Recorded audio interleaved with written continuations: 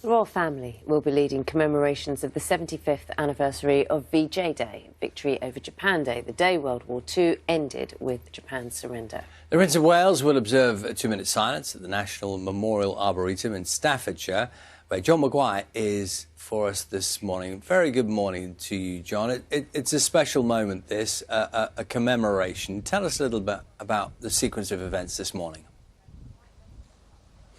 Yeah, a full day of events, Charlie. You will have seen the pipers in our headlines at 6 o'clock. That was the beginning of the 75th anniversary of the victory over Japan Day. Pipers played not just here, but at HMS Belfast in London as well, and right across the Commonwealth in Australia and New Zealand, in India and Nepal, because, of course, all of those countries were involved, especially in the conflict in the Far East, the war against Japan. 71,000 British and Commonwealth troops died, 12,000 in captivity in Japan. Let me just show you some of the memorials here at the National Memorial Arboretum. This here is a section of track from the Burma-Thailand Railway, the infamous railway that was built by prisoners of war during the Second World War. 16,000 people died in the construction of this railway, known as the Railway of Death. Members of the royal family will be here later on today. Prince Charles, Duchess of Cornwall, will lead the commemorations here. There will be a special service of remembrance, a national service of remembrance, including a 2-minute silence at 11 o'clock. And then there'll be subsequent events throughout the day. There'll be a wreath laying at the cenotaph before that in around half an hour's time. And then a fly past right across the UK. All 4 capitals will see the red arrows fly overhead later on today. And the Battle of Britain Memorial flight will fly over here as well. So a poignant day, I think, to mark 75 years since the end of hostilities in the war against Japan. John, thank you. We'll be back with you, of course, throughout the morning this morning, just taking a further look at some of the events taken there. Thank you. Now, Japan has marked the VJ Day anniversary with a ceremony in Tokyo. The event was scaled down due to the COVID-19 pandemic. We can talk to our Asia correspondent, Rupert Wingfield-Hayes. A very prominent day there too, Rupert.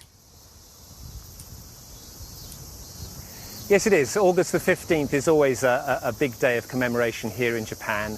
It is the day of surrender, but it's also remembered as the day of remembrance. So what we in the UK have in October, the equivalent is today here in Japan, and it's when Japanese people remember the 2.5 million people who died during the war. Most of those soldiers, but also around 800,000 civilians killed in many of the bombings of Japanese cities. And behind me here, this is the Yasukuni Shrine.